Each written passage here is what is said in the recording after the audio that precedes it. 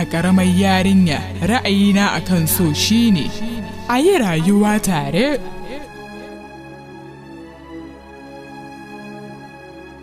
Sannan a mutu tare. Shi bebe ne kuma sunan shi. Gashi ya gaya muku Barfi ya fara son wata yarinya. Ya bata zuciyarsa. Komi yana tafiya daidai sai daga baya sai masu azanci suka shigo zancen. Bana son Ranjit. Ranjit shi ya fi dacewa da ke. Kenan dai komi akan kuɗi ne? A'a, ba akan kuɗi ba ne. Ki sani shi wancan beban ba zai furta miki so ba, kuma haka zalika ba zai iya jin naki ba. Amma wani lokacin shiru shine yaren soyayya. An hana shi cimma ƙaunarsa don shi bebe ne. Nan take tawakkali ya kuma haƙure. A kwana a tashi wata rana, Barfi ya gane wata da suka yaranta tare.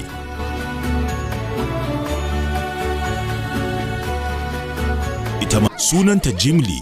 Sun fara ƙawance da Barfi. A hankali ƙawance ya dawo soyayya. Soyayya kuma ta dawo matsala. Yalla bai kai hakuri yalla bai kakka kasara yalla ne yalla bai kai hakuri haba yalla bai da Allah haba. Daga ƙarshe ya zama mafici sarkin fecewa. Kai waya waya. Ya shiga faɗi tashi da yawa domin soyayyarsa da kuma kasancewarsa bebe. Ko ya za ta kaya?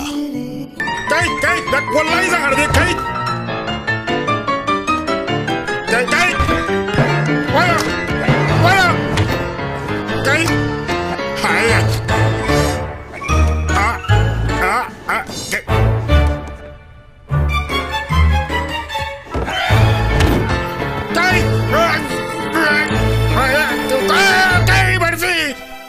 Cakwakiya, soyayya, tausayi, fahimtar cewa babu na kasashe sai dai kasashe. Duk wannan yana sankamar sinki-sinki a cikin shirin Soyayyar bebaye. A fassarar Algaita Top Studio yana nan tafe. A kapta, to ai kenan. Bayan kwana biyu. Barka. Barka dai. Gaskiya na yi nadama akan ɗabi'ata. To da Allah me sirrin? Oh, yanzu kuma? To me yasa zan gaya miki iye? Saboda ina so in san yadda zan fi haka. Me yasa to? Saboda na lura ko da yaushe bana burge wanda zan aura. To? Ka gaya muku hakan zai taimaka min. Ko biya ne sai in biya ka kaji ko? To tunda naga kin nutsu zan faɗa miki. Wannan kazar ma. Sauraron ka nake. To ki mai da hankali ki ji. Idan kina so fatar ki ta haska ba na bleaching ba, ya zama ko ina kika keta sai an juyo, ki zama madubin mai gidanki a ko da yaushe. Gaskiya fa na ga bazawara nan ta fara haskawa sosai. Me sirrin? Faɗi mana to. Sirrin yana sambaɗe a cikin littafi mai suna Sirrin gyaran jiki da hasken fata. A sassan kama a cikin wannan littafi sinki ne na kundin sirrika wanda za su taimaka wa mace wajen sanyawa duk wata tawaya, gajiyawa da kuma dafewa ta fatarta. Duk su ja mai surgun sama kuma su fece ba ta hanyar amfani da komai ba sai ta hanyar amfani da sinadaran itatuwa na yau da kullum. Sabulu, man shafawa, man gashi, magani da mayukan ƙara haske.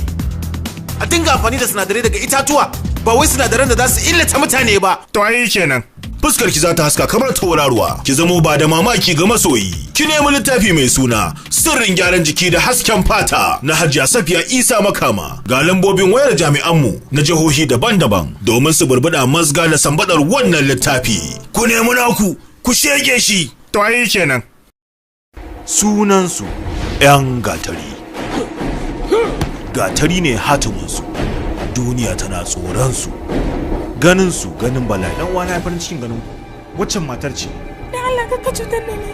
Wa ya aikata wannan aiki? Kowa ya gansa haddasa kaɗawa take. Ke!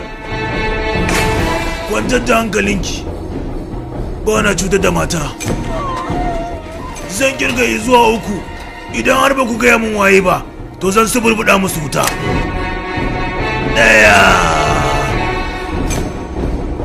1, 2, 3.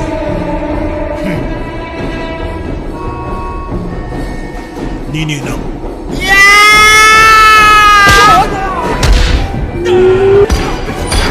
A kwana a tashi an samu wani mai tankawa 'yan gatari.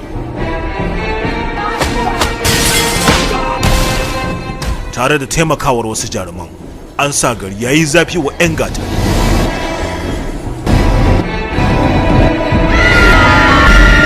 Bujiri yayi bujiri, cakwakiya ta yi cakwakiya. Baka sani ba ta bayan fage mutanen ka sun zo sun yi min babaya.